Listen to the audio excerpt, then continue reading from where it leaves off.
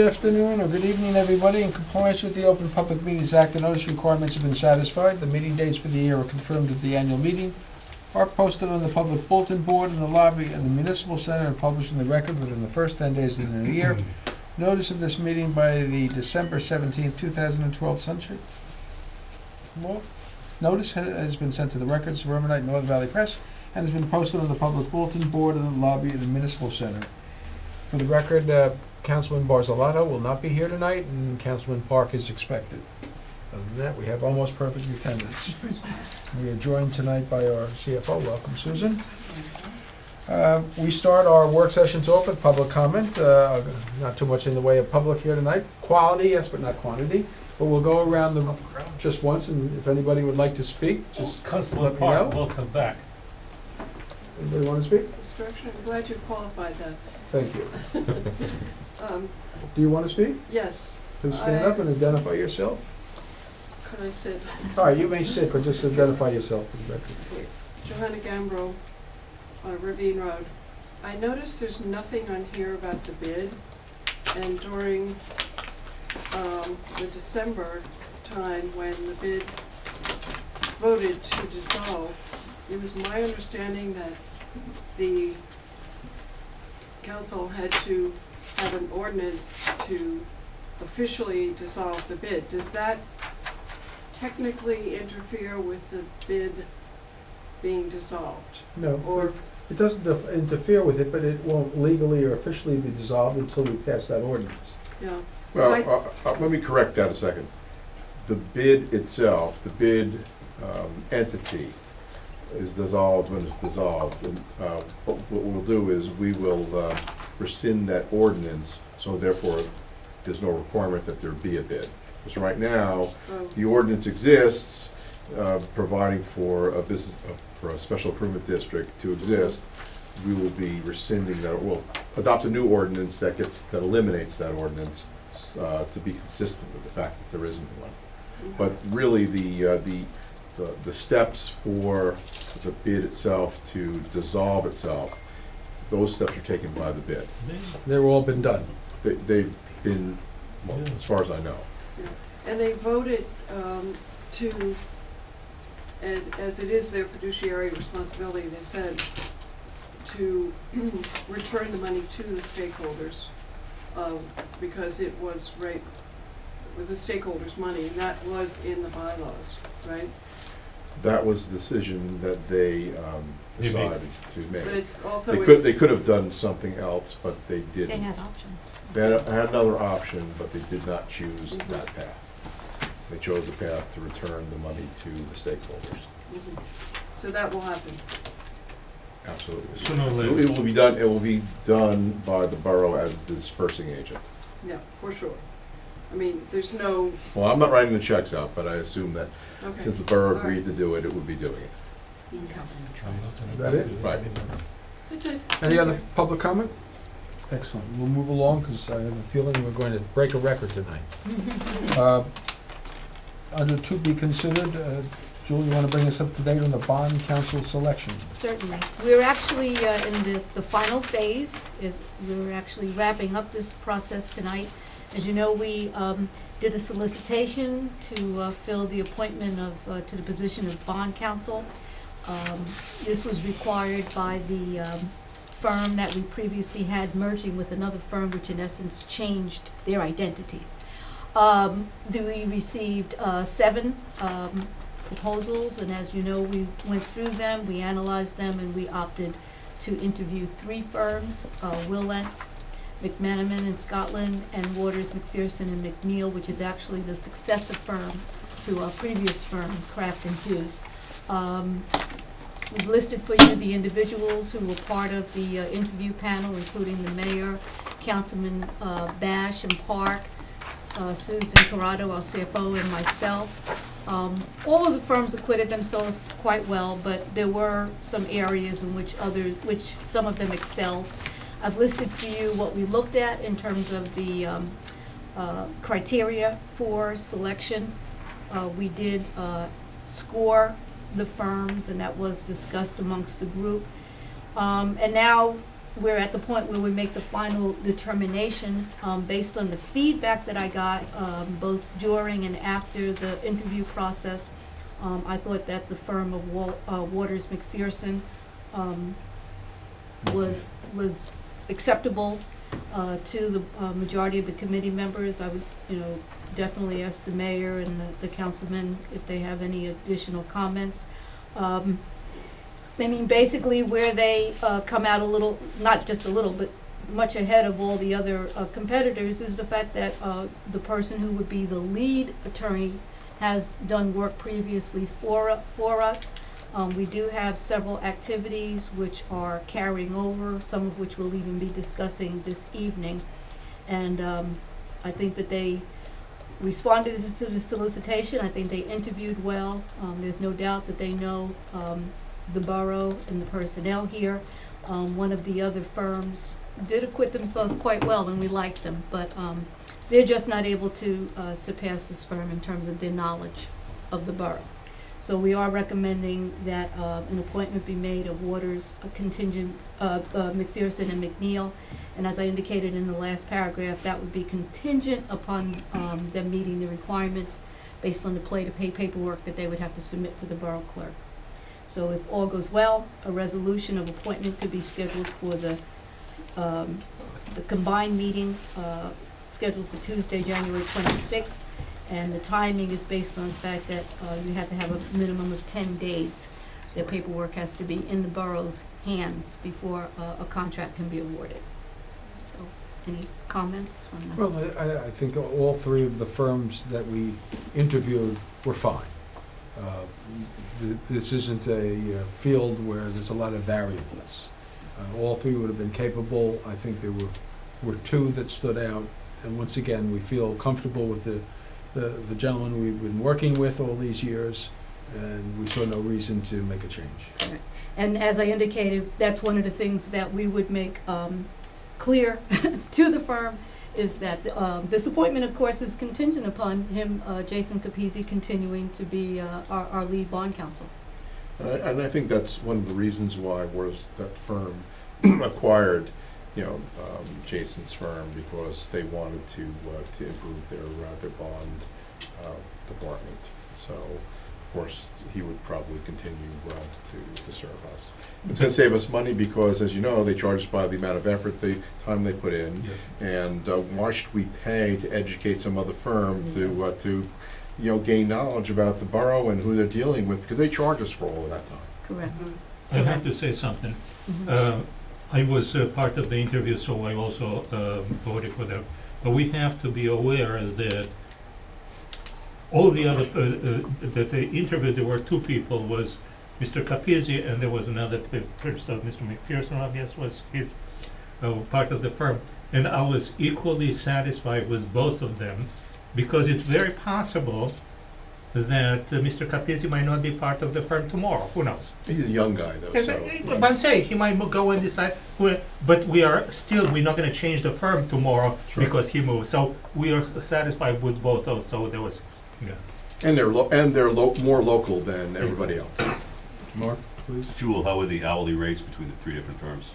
They were fairly consistent. I think Susan did the most detailed analysis I of did it. an analysis and they were pretty competitive, and I thought that, in fact, I have it with me, the firm of Waters McPherson, they were right spot on with everybody else, so. Okay.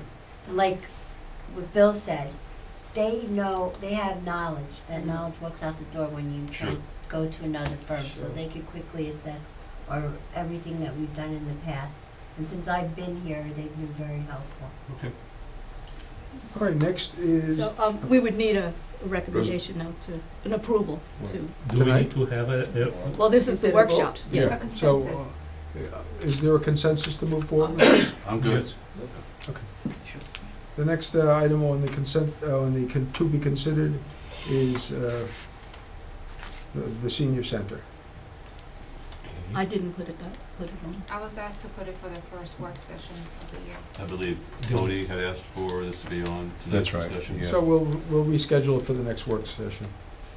We can discuss for 30 seconds before. Well, let's wait. You can- Since Tony wanted it, why rehash it again in 2 weeks? And besides, when is their first meeting, Max? We did not decide, Senior committee? the 10th. Okay, so The- you'll have a little more background. It's gonna be 8:30 here, Yeah, the but senior committee, yeah. you'll have a little more background then. Yes. Okay, the next thing is the budget hearings. So we have 2 on Saturday mornings and 2 on Tuesday. The first one is on the 3rd Tuesday of February when we don't meet. And then the last one is part of the work session on March the 1st. Does anybody have any concerns about any of those 4 dates? I'm fine with them. Yeah, that, We've learned to avoid Valentine's Day. just so, yeah, too bad that would be my best man. I'm sorry, I'm gonna get in trouble. No, when are we gonna get the books then? February 2nd. February 2nd, so we have 4 days before the first meeting to look through the books. Correct. And plus, I mean, obviously, it's not going to be all of the departments on the first Right, day. you don't need to read the whole book the first 4 days. Concentrate mainly on those. Yeah, And and we the all- departments that are Right. coming and stuff like. And it Now, begins with detailed summaries. You'll have a Tell me schedule. with something here, Susan and June. We have these open meetings where theoretically, the people all around here while we discuss the budgets. And we look at the books and say, oh, well, this is 300,000, should be 295, and Mark says, no, it should be 287, and stuff like that. And the people around us look at us and say, okay, what you guys are talking about? So, The public has access to the books. how? We put them, we put one in the clerk's office, we put one in my office, and we put one in the library, and it's online. Oh, it's, on the 6th when we met, are those books online? Yeah. Yeah. Yep, They were okay. available. If they are online, I'm satisfied. That was my question. Good. So nobody can ask, I didn't know what the hell you're talking about. It's online. I mean, it requires people to do a little bit of homework if they're really interested in knowing As long what as it's available As through, long as the information is available, that's right. that's all we can do. Thank you. Next item is the supplemental bond ordinance. Okay, so, came about that we need to do remediation for an underground storage tank for the new DPW building. Yes, did you get a chance to look at the cover memo? I mean, the informational memo, just to give you the background on, So we found the How- best, in dealing with Jason Capizzi with bond counsel, we discussed how to go about this, related to doing a supplemental bond, and, we came up with the amount that was required, which is 50,000. We'll have to put a down payment of 2,500, because that's required, a 5% down payment. And, this will supplement our existing bond that, we took out in 2014, so that we could have the work done. Okay, I have Can two questions. I just wanna just call your attention to the memo as well, because that gives you the background on what we're Yeah. doing and why we're doing it. Just wanna make it clear that this is not a surprise, that, we knew from day one that we had an underground storage tank remediation that we had to do. And we are only now at the point that we know what the balance of the cost is. We've had, expenditures all reasonable at each point, first for testing, then we had an expenditure, and which is still in progress, because we have to have a licensed remediation engineer to oversee this process, and that is the portion that we're in now, where we are now assessing the cost of the final testing now that the soil has actually been moved. Once you start moving the soil, you cannot interrupt the process. And so there are really 2 parts to this authorization request. As Susan indicated, it is a total of $50,000, but we break it down for you in the memo, because part of it is for a report, a detailed report, which DEP is requiring. That portion of the full amount is roughly $8,000 to $9,000. That would be the only thing that I would say. I wouldn't even call that a surprise, because we knew that DEP was going to take the strictest approach with us, because of the fact that this is a problem that, quite frankly, should have been resolved about a decade ago. So they're holding our feet to the fire, but the levels of contamination are essentially as modest and minimal as Mazer estimated. And there's nothing here that's going to interfere with the project. We just have to get through this DEP process. I have a question. Max, I had two questions, and Go you ahead. can go ahead. Go ahead. Right, when we discussed the plan for the public works buildings, we had a reserve, and to the best of my recollection, and I'm probably wrong here, they said that, okay, we're gonna have to do that, but in our reserve fund, that will cover the testing and the removal of the soil or so we're not gonna incur any additional cost. They were talking about at that point in the process. Exactly. We've already expended those funds. That was already done. If you recall, we had Andy Hippolyte here, and we basically made some reallocations. Exactly. So within the budget, we did not have to come back to the council for additional funds Yeah. for either the soil testing, which was 18,000, nor the engineering and oversight, which is 65,000. We reallocated funds within the budget to cover that. But this is the first time that this is not money that we can continue to All take right, from the so project. here's the so it was within the budget, so we don't have to reallocate budget money. The second part is something that we learned during the bond interview. Can this bond be put together with the other bonds, so we don't have to go to multiple bond issuing, because every issuing of a bond is a fee. So is there this possibility to put it together with the other ones, so we have a single issuing of the bonds? Okay, I asked if we could wait, and this is rather urgent, so we are not prepared to do our bonding yet for this year, because we haven't adopted our budget or our capital plan. And this is so urgent, we don't have any reserves that could float us till the moment we do the bonding? Correct. The money is contracted. It's contracted to the various, I'm asking, we don't have Vendors. any reserve that we can use as a loan till we go do the bonding, so we don't do separate fees and separate. go ahead. He's talking about a bond anticipation note, I guess? I don't think he's talking about a no, bond he's talking about anticipation. finding the money elsewhere. Placeholder. As Oh, a just don't loan. find it that we have. As a loan, Finding the money? from the reserve or Well, something as a I loan. think you can be assured that before our CFO and our administrator come before us and tell us we need to bond for money, they've already looked at all the other alternatives. That's why I would like. If I can clarify, and I think Bill understands it. Yeah. There's really two issues here. What you're talking about is cash flow. It's not that we don't have any cash, Yeah. but the bond now the project has to reflect this additional cost, Which is okay. which is okay, but it needs to be done now, and it needs to be done Immediately. separately. The only other Right. thing is doing a note, an emergency appropriation. Which we don't want to do. Yeah, there's other options, but then you defer that into this year's, well. That'll go the into next year's tax levy. tax levy, and, We don't want to you do know, that. it's just, I would have loved to have waited to do this, but we couldn't. We The could. timing is You off. can be assured that this is the most fiscally responsible Yeah. manner All right, in well, which to address address, the question. address this I guess. issue.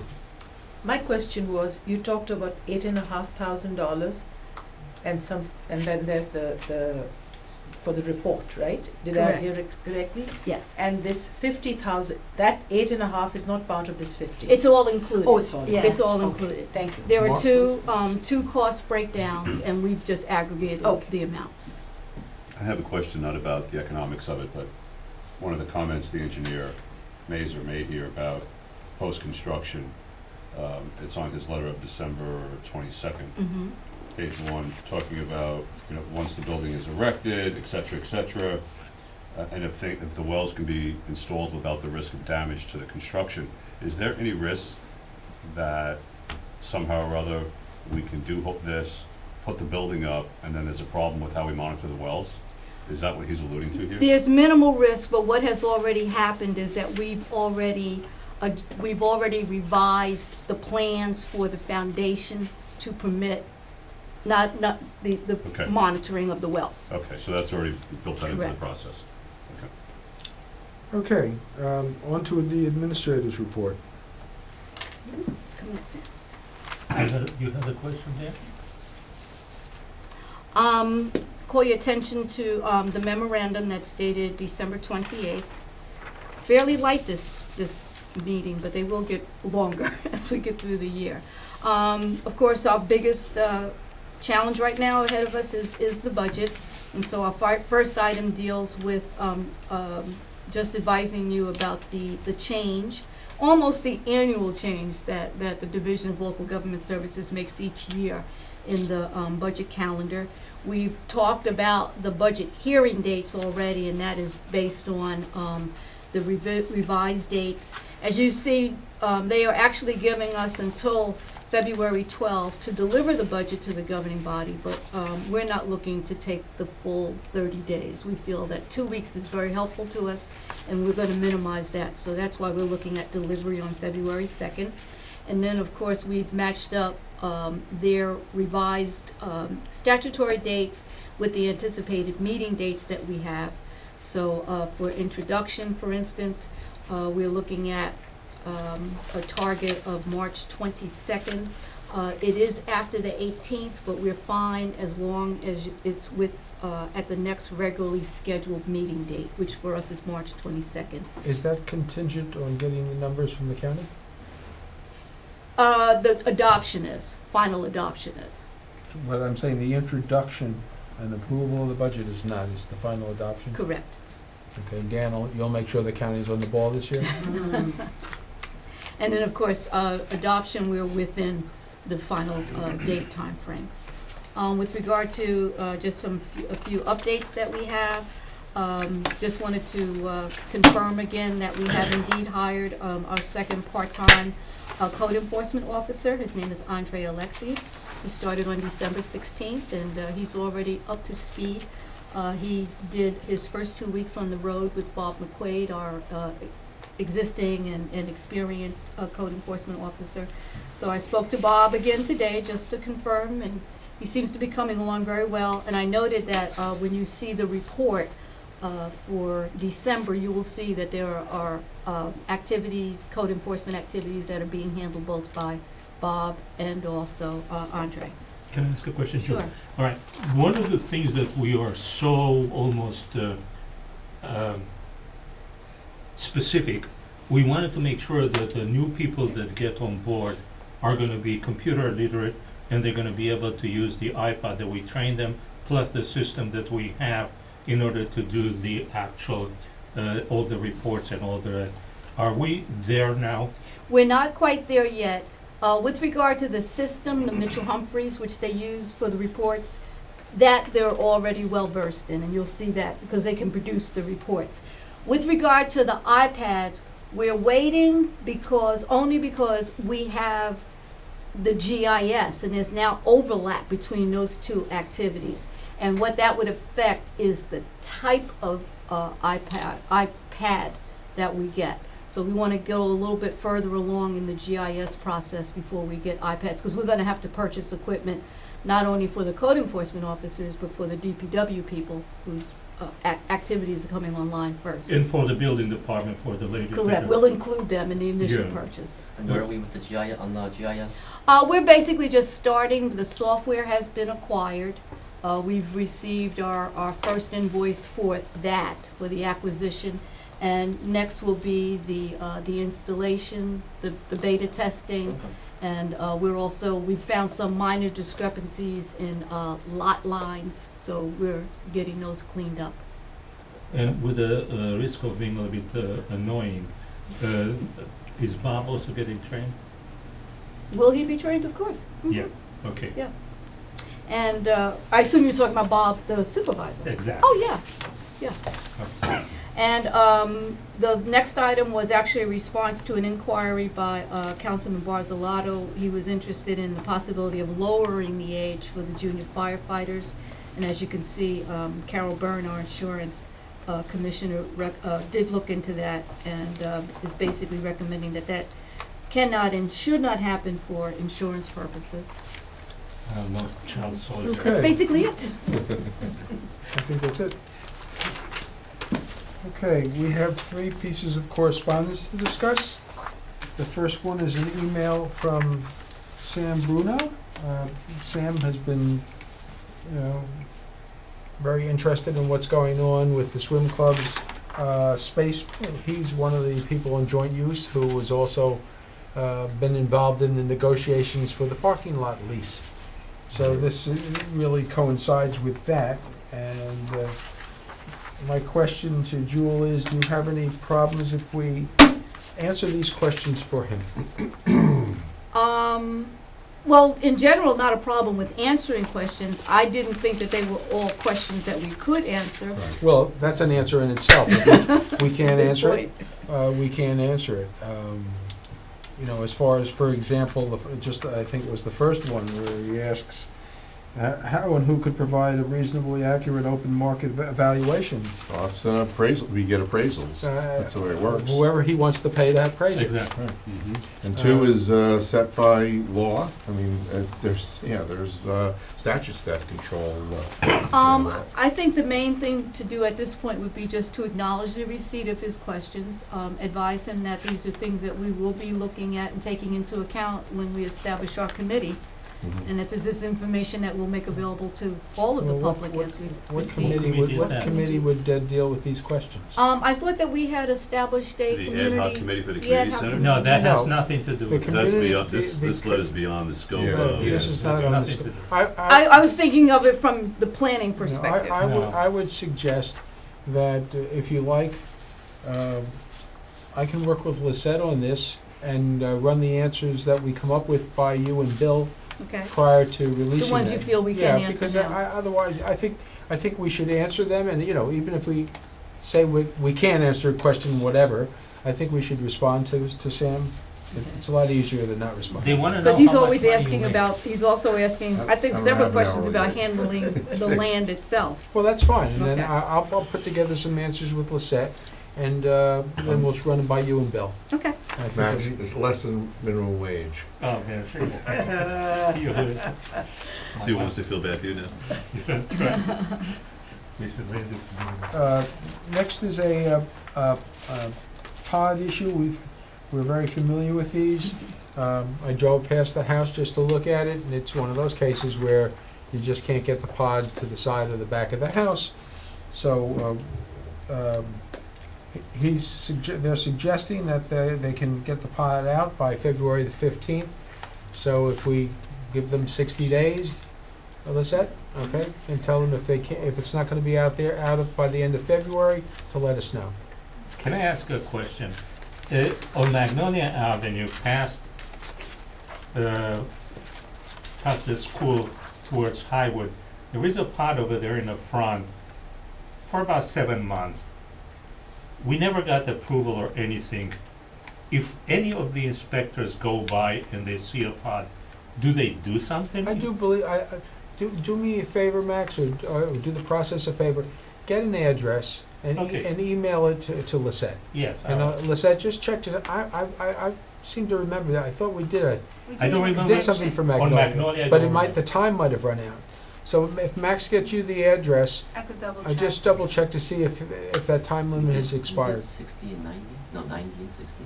1960, Something this like is that, for yeah. I remember 60. that one. You know what, I look at the 7 of us as being 7 extra pairs of eyes and ears, so when you see But something the that. question is, it's not us to be the ears and eyes.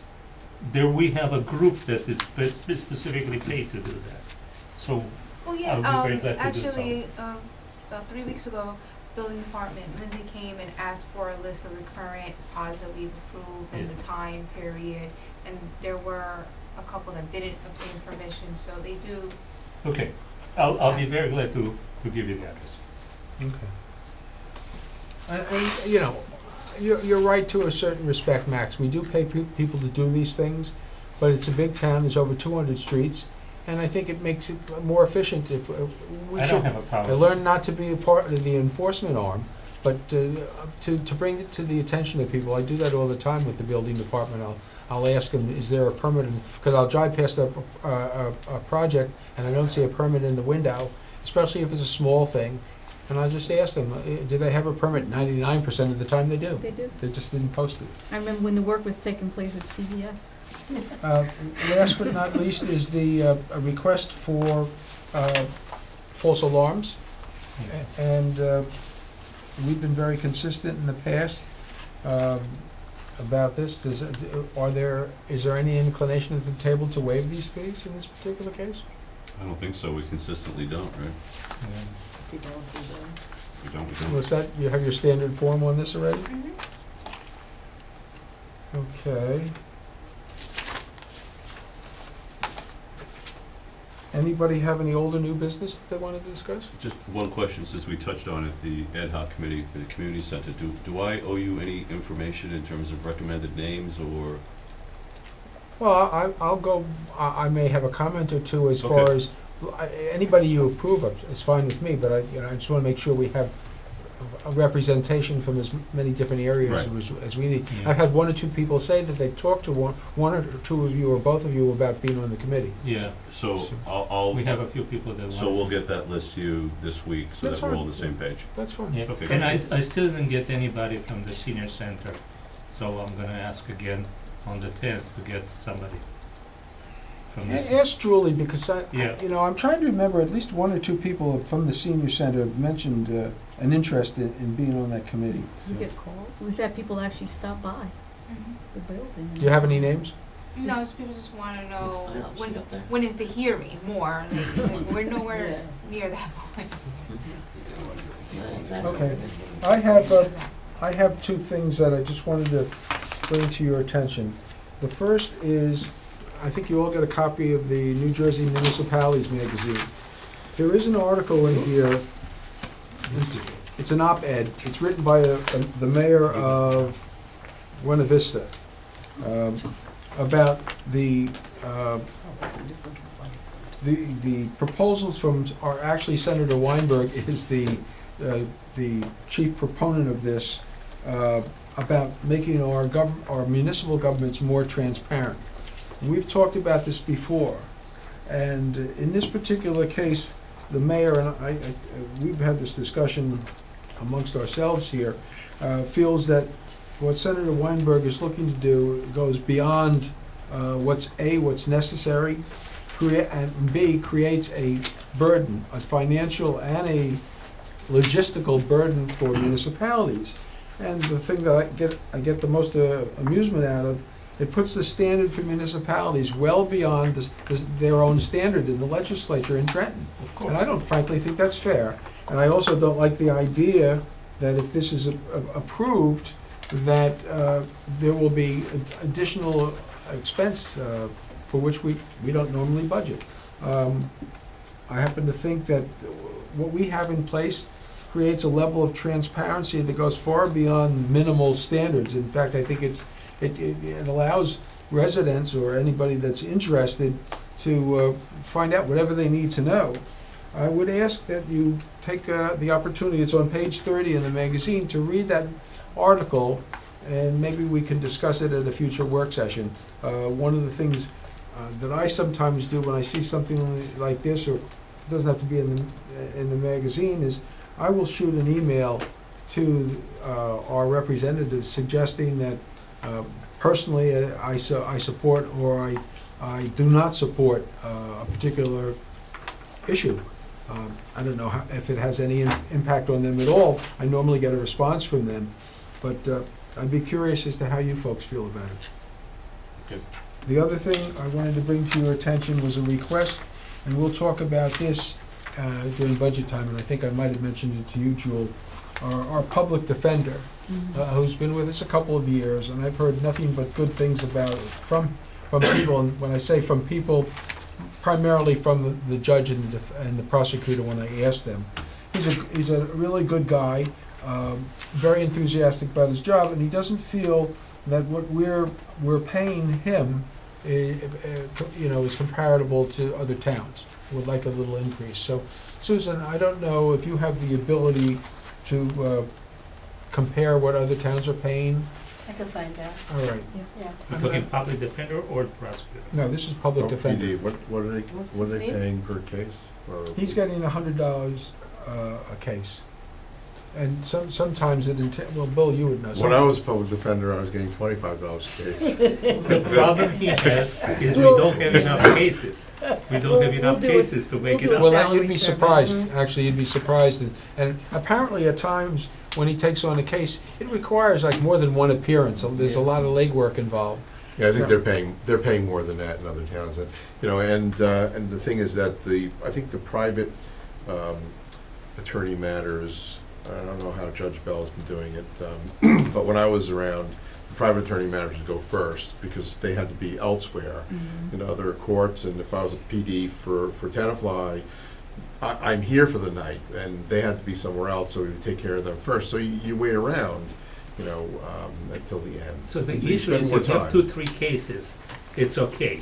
But with our load getting so light, Yeah, you don't have that many. You might be here for the whole night for $100. exactly. Well, no, I don't think he comes unless he's told that there's a case for him. Yeah, but if you only have one, If you only and you have wait till one, the end, Oh. you're here for if you had 2, 3 3 hours cases, that's for okay. one case, and That's why you sign up for your phone, sign it. That's not well. Well, Susan, if you could get the numbers, maybe we could ask Bill for a recommendation.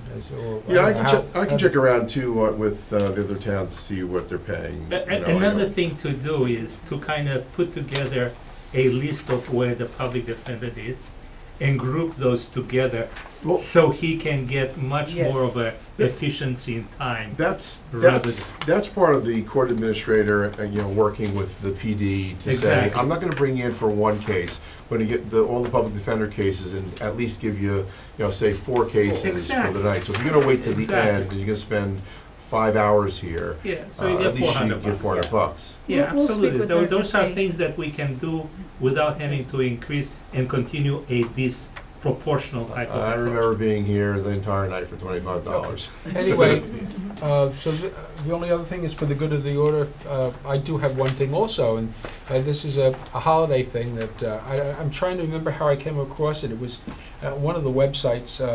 There's actually a holiday song that was written by, I don't know if you remember Peter Schickel, who went under the name of PDQ Bach back in the 70s.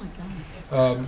And he did parodies, and the parody he did was "O Little Town of Hackensack," little town of Bethlehem, and it read as following: "O little town of Hackensack, how yet we see thee lie.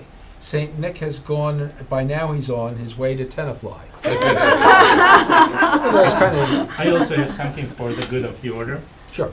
I would like to come back to the 53 Knickerbocker. Can somebody update us with what's going on or so? I really want to go back to understand. There was supposed to be conversation with buying and all. If somebody can bring that back Well, up. I can bring you up to date to a certain degree, and that is that the property is, I'm going to use the term being marketed now as a 10-unit subdivision. In other words, they're basically, there is a sign up there, land for Land for sale. sale, I saw. Okay, and basically what they're selling is 10 plots. They're looking for somebody to buy the whole piece. They've gone to the trouble of getting the subdivision. They actually have the sewer agreement in place. Where normally a builder might be hesitant to buy a big piece of property like that, concerned about his ability to get approvals. Well, they've gone and got the approvals. The problem seems to be either there's no interest in the property or the property's overpriced. Once again, they're treating, I guess, anybody that's calling the same way we were treated, as you want it, write a check for the full amount, and I guess builders in this climate or whatever are reluctant to do that. Nobody pays full price. So the conversations that were going on with 2 separate individuals, Yeah. that was the bottom line, is the sellers continued to say, all the plans are great, write a check for the whole thing, and you can do whatever you want with it. All right. So we know that they didn't sell it out. Every time they said it, they said they have a seller, a buyer. We knew that they don't have it. They're lying. But now it's basically, maybe we should look now and see if something can be done with the new funds coming in and everything else. I think that it's What new funds? worthwhile. Well, with we're getting again for open space, and I think it's worthwhile going through, especially now that we know that they don't have a buyer. So it's worth putting it together again, see if there is an opportunity to do something. I just want to remind you that we put this issue to bed as part of our credit review. with Moody's. Well, No. nobody, I I don't, understand. I'm hoping We- we're we- not suggesting in any Yeah. manner that we consider No a debt. bond.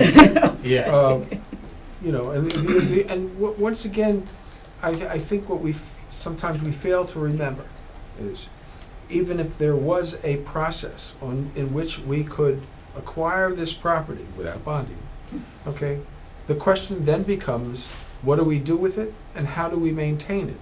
And that is the concern that I think a lot of us have.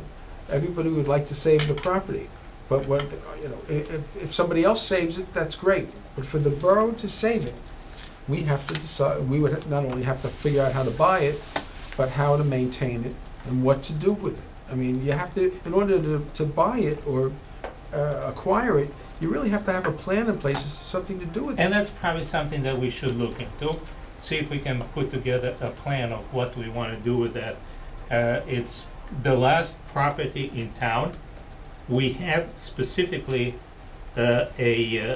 ordinance that creates and generates money specifically to buy open space. It's the last piece we have, and if we don't give it another try, is basically, what are we gonna do with $2.5 million we're gonna get in open space? But that's fine, but you have to figure out also, what are you gonna do with the property if you Exactly, acquire but it? that's what I'm saying, there has to be a plan that we look at what we do with the property we acquire, how much it's gonna cost, and so for once, we know that we looked at them, and we know that we have $2.5 million. We're gonna have to answer that town, why did you raise this money, and what are you gonna do with that? You can't just say, give me the money and we'll see whatever happens. When you have an opportunity like that, you have to say, yes, we looked at that, this is how much we have, this is how much it's gonna cost to maintain it. We can sell those 4 or 5 lots to anybody, but it's imperative to look at that. You have $2.5 million that the town is paying now for open space acquiring.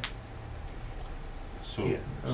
I'm sorry, did you want The money is not exclusively for acquisition. It's We're not- basically for acquisition. No, it's not, please, it's Max, not. don't- We've been don't- through don't this time and time Say again. these things with We no basis are for taking reality. care of a good deal of our recreation improvement needs using the exact same pot of money, but coming through the county when we're collecting the same pot of money under the same statute. once again, we did formulate a committee, it was Mark and Nadia, to discuss the use of these funds. As far, to the best of my Mhm. understanding, the committee didn't meet. If you'd like to sit down, I'll put you on there, you can replace Nadia with Mark and sit down and come up with a sense of how, you know, Absolutely. we spent $1 million on a piece of property up on top of the hill with the purpose of combining it into the nature center and letting it remain wild, and rather than allow it to be developed. That fit right into the purpose of the open space fund. There are other towns that spend money to acquire property that's adjacent to ball fields or parks, to expand parks and to expand ball fields. We did have an opportunity a few years ago to buy a piece of property on Walnut Drive, but it would have been like a dog leg to Walnut Park. It didn't really make any sense, especially at the price that they were looking for. So, are there opportunities exactly to spend this money? No, but I think it's prudent, and like you say, it's accumulating. So, who knows, maybe in 5 years we'll have enough money to buy something we didn't think would ever come on the market. Well, the environmental committee would like the fund to grow for bigger properties. Okay, well, we can look at There's that and say, There's no rush to buy silly project things which like is, the dog leg. which is okay with us, as long as we said, we looked at that, Okay. there is no property, And the as- environmental, and as let's long as grow we it, because renew we're it, gonna have to because put it's it gonna up for expire. It'll expire. a year from now. Well, to? and you- To extend the collection of the tax. Exactly. That's correct. You know, we are going to be facing the issue of whether or not this open space fund is going to be renewed. Exactly. And, you know, you have to think about what you say before you say it, because if you're a proponent of this fund, you don't want to say the wrong things. Right, That's well, why- the challenge with the open space fund is accumulating the money quickly enough to actually have anything effective to do with it. So if we accumulate it for 10 years, And 10 years from now, the value of the property is theoretically that much Yeah. more higher. But we know that we have operational things that we can do if we have a base for the fund. Like if it gets approved, for example, or renewed, we can project the fund in 3 years and if we want, we can even loan, borrow against the fund for, till we get the 3 years or so, or pay in installments. Those things can be looked and brought up. Pay in installments, fine.